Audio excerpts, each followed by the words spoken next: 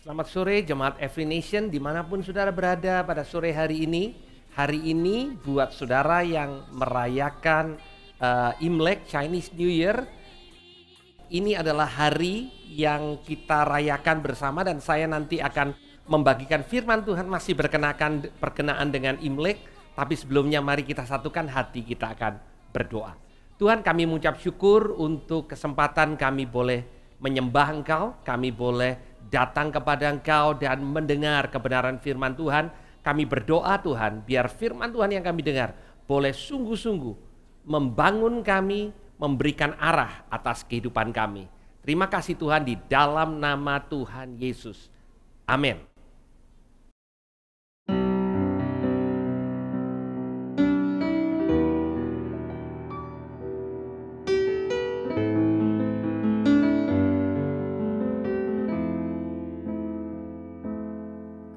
Kekuatan di hidupku,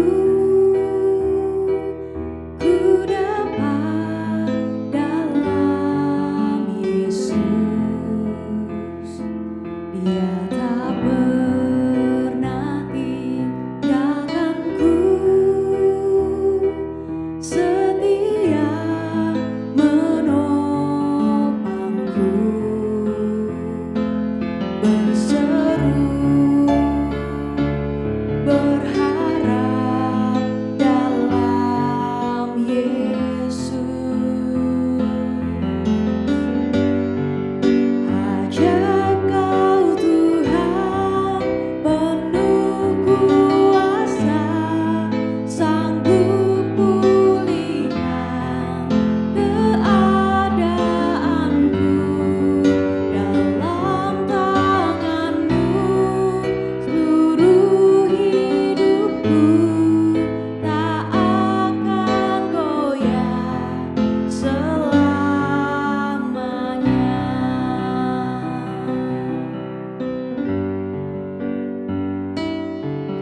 Kekuatan di hidupku,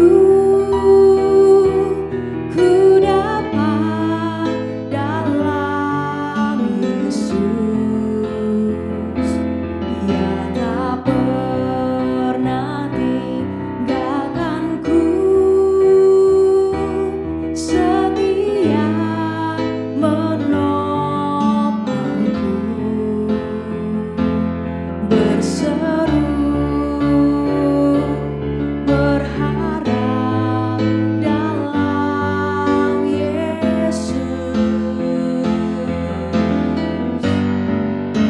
Ajaib Kau Tuhan, penuh kuasa, sanggup pulihkan keadaanku.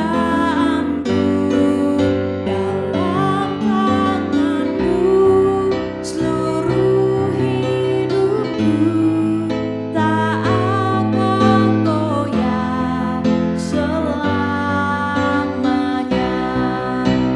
Ajaib Kau Tuhan, penuh kuasa, sanggup pulihkan keadaanku. Dalam tangan-Mu seluruh hidupku tak akan goyah selamanya. Tak akan goyah selamanya. Tak akan goyah selamanya.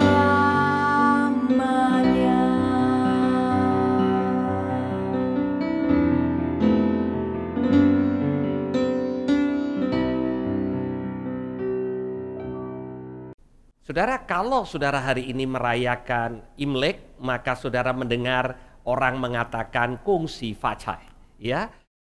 Dan buat orang-orang Tionghoa, mereka mengatakan bahwa ini sangat alkitabiah karena itu adalah ucapan yang memperkatakan hal yang positif, ya. Kongsi artinya selamat, facai artinya sukses.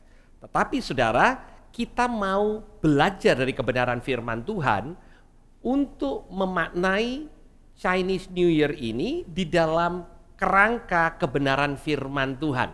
Jadi kalau saudara hari ini tidak merayakan Chinese New Year sekalipun, saya percaya firman Tuhan berbicara untuk setiap kita, baik yang merayakan Chinese New Year maupun tidak. Tapi hari ini memang edisinya adalah khusus saya akan berbicara dalam konteks kita memperingati Imlek. Saya akan membagikan bagaimana pandangan Tuhan dengan kita membangun kehidupan kita. Ya, Mazmur 127. Dan Mazmur 127 itu dimulai dengan kata-kata nyanyian ziarah Salomo. Jadi ini sebuah lagu yang dikarang, digubah oleh Salomo dan dinyanyikan untuk memberikan kepada orang Israel pada waktu itu cara hidup yang berkenan kepada Tuhan. Dikatakan jikalau bukan Tuhan yang membangun rumah, sia-sialah usaha orang yang membangunnya. Jikalau bukan Tuhan yang mengawal kota, sia-sialah pengawal berjaga-jaga. Sia-sialah kamu bangun pagi-pagi dan duduk-duduk sampai jauh malam. Dan makan roti yang diperoleh dengan susah payah. Sebab ia memberikan kepada yang dicintainya pada waktu tidur. Saya mengulangi kalimat yang terakhir. Sebab ia memberikannya kepada yang dicintainya pada waktu tidur. Saudara, kembali pada hari ini atau perayaan Imlek, pada waktu kita bertemu dengan keluarga, kita bertemu dengan handai tolan, maka kita mengucapkan kata-kata yang positif, ya. Kita memperkatakan berkat atas kehidupan orang itu, dan itu alkitabiah, saudara. Ya, meskipun hari-hari ini agak berbeda, saudara-saudara. Hari-hari ini kita dibatasi oleh pandemi, sehingga saudara mungkin bahkan dianjurkan untuk tidak keluar rumah, tidak pergi ke restoran, rumah makan untuk makan-makan, tetapi saudara menikmati kebersamaan dengan keluarga inti di rumah saudara masing-masing. Tapi mungkin saudara teks, saudara kirim WA, ya, saudara kirim ucapan selamat kepada teman, ya. Nah, saudara tidak salah untuk memperkatakan atau mengucapkan sesuatu yang baik. Tetapi mari kita lihat konteksnya, keberhasilan di dalam kacamata kebenaran firman Tuhan.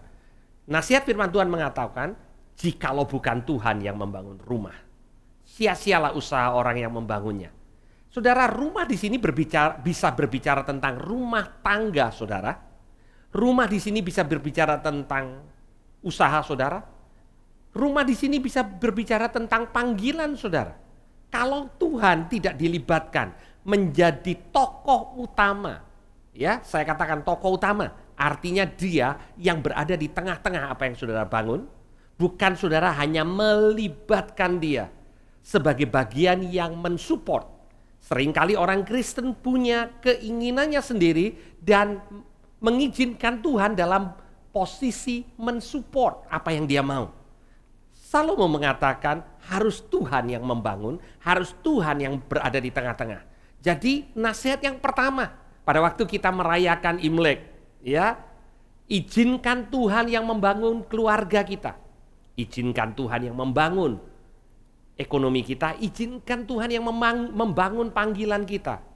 Izinkan Tuhan yang membangun seluruh keberadaan kehidupan kita. Karena kalau tidak dikatakan sia-sialah usaha orang yang membangunnya. Jadi ada orang yang membangun, saudara, dengan kekuatannya sendiri, dan orang-orang itu dikatakan oleh firman Tuhan sia-sia. Itu sebabnya kalau saudara mengatakan bahwa Imlek dirayakan oleh orang percaya dan bukan juga oleh orang yang belum percaya kepada Tuhan Yesus, benar, saudara. Tetapi keberhasilan menurut orang yang belum dalam Tuhan dan keberhasilan buat kita yang ada dalam Tuhan, konteksnya berbeda. Kalau saudara belum dalam Tuhan, maka saudara tidak punya pilihan kecuali membangun dengan kekuatan saudara sendiri dan berharap di tahun depan ini, ya, ada binatang tertentu yang menjadi simbol. Saudara berharap saudara bisa membangun dan saudara diberkati. Karena saudara bekerja keras, karena saudara beruntung, karena saudara mendapatkan kesempatan yang persis, pas, dan lain sebagainya. Tetapi bagi kita yang ada dalam Tuhan, kita tahu kalau Tuhan berada di tengah-tengah yang kita bangun, maka apa yang kita bangun tidak menjadi sia-sia. Yang kedua, berbicara tentang pengawal, penjagaan, pemeliharaan, proteksi. Dikatakan kalau bukan Tuhan yang mengawal kota, sia-sialah pengawal berjaga-jaga. Artinya kota ini bisa bicara tentang kehidupan kita, apa yang kita proteksi, apa yang berharga buat kita.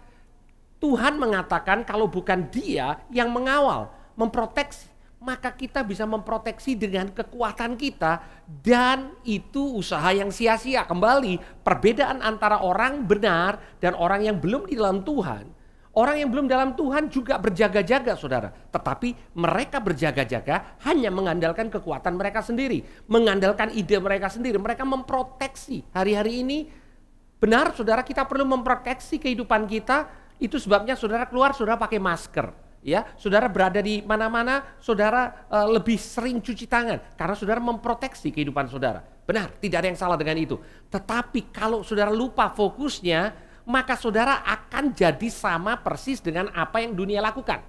Ya, yang tidak salah tetapi tidak lengkap, saudara. Karena faktor utama yang memproteksi kita bukan masker.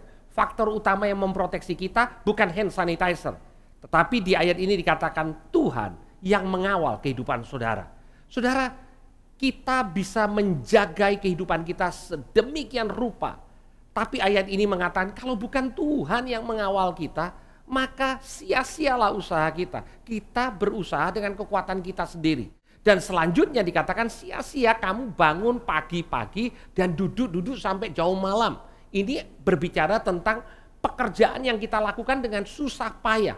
Apakah kerja keras itu tidak sesuai dengan iman Kristen? Sama sekali tidak. Di Amsal dikatakan kalau kita malas belajar dari semut. Semut itu rajin. Tuhan tidak anti kita rajin. Tetapi Tuhan anti kita mengandalkan kekuatan kita sendiri untuk dapat berkat. Dikatakan sia-sialah kamu bangun dari pagi, duduk sampai jauh malam, dan makan roti yang diperoleh dengan susah payah. Berkatmu engkau peroleh dengan susah payah. Saudara, sebenarnya kata berkat dan kata susah payah itu dua hal yang sangat bertentangan. Berkat artinya sesuatu yang kita nikmati dengan sukacita, bukan dengan susah payah. Kehidupan kekristenan adalah kehidupan yang diberkati, tetapi Tuhan mau kita dipenuhi oleh damai sejahtera, bukan saudara malam tidur dalam keadaan stres, bangun pagi dalam keadaan stres, dan tetap bisa makan.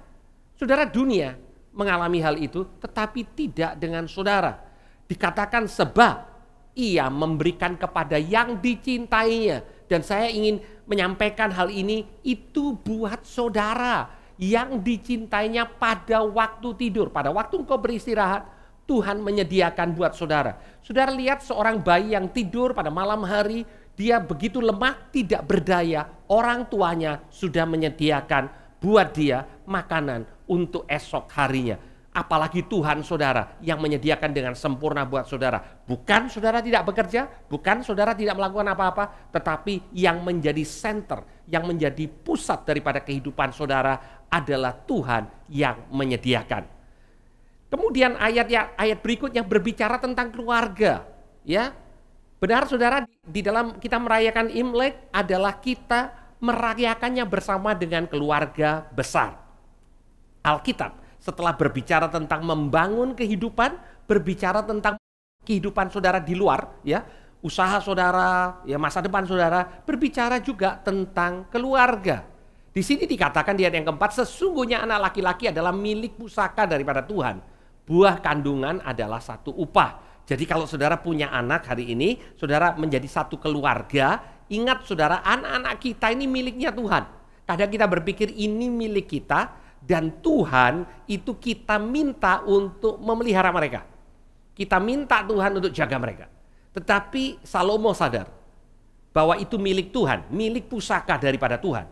Buah kandungan itu upah, jadi kita diberikan upah, kita diberikan hadiah. Kemudian ayat ini berbunyi, seperti anak-anak panah di tangan pahlawan, demikian anak-anak pada masa muda. Berbahagialah orang yang telah membuat benih penuh tabung panahnya dengan semuanya itu, ia tidak akan mendapat malu apabila ia berbicara dengan musuh-musuhnya di pintu gerbang. Bagian Tuhan adalah memberikan kepada kita warisan, yaitu anak-anak. Bagian kita adalah melatih anak-anak itu, supaya anak-anak itu menjadi seperti anak-anak panah di tangan pahlawan. Anak panah yang dipakai pada zaman Salomo itu berasal dari sebatang kayu yang tidak lurus, tapi harus diluruskan. Ya, harus diluruskan, harus ditimbang, ya, dan kemudian dicoba terlebih dahulu, sehingga akhirnya menjadi anak-anak panah yang siap untuk dipakai dalam peperangan. Nah, demikian juga dengan anak-anak kita. Fungsi kita bukan menjadikan anak kita sebagaimana kita mau. Alkitab mengajarkan anak-anak itu milik pusaka dari Tuhan. Artinya ada panggilan yang Tuhan sudah berikan kepada setiap anak-anak kita. Dan dititipkan kepada kita untuk dilatih. Wow, suatu hal yang luar biasa. Saudara bayangkan, saudara, ada mungkin seorang atlet yang hebat, yang luar biasa, kemudian dititipkan kepada saudara untuk dilatih. Nah, itu adalah kehormatan buat saudara untuk melatih seorang atlet yang hebat yang dipercayakan kepada saudara. Saudara merasa dihargai. Demikian juga para orang tua, saya ingin mengatakan kepada saudara bahwa tanggung jawab kita itu satu kehormatan luar biasa. Melatih anak-anak kita dengan panggilan yang Tuhan sudah siapkan buat mereka. Panggilan besar, saudara. Saudara sebagai orang tua tidak menetapkan panggilan buat anak-anak saudara. Izinkan anak-anak kita bertumbuh dengan panggilan yang Tuhan sudah pakai. Bagian kita meluruskan, melatih, sehingga satu kali pada waktu anak-anak itu diluncurkan, dia akan meluncur jauh lebih cepat, jauh lebih jauh daripada apa yang kita sudah lewati. Dan dikatakan berbahagialah anak-anak, berbahagialah orang yang telah membuat tabung panahnya itu penuh dengan semuanya itu.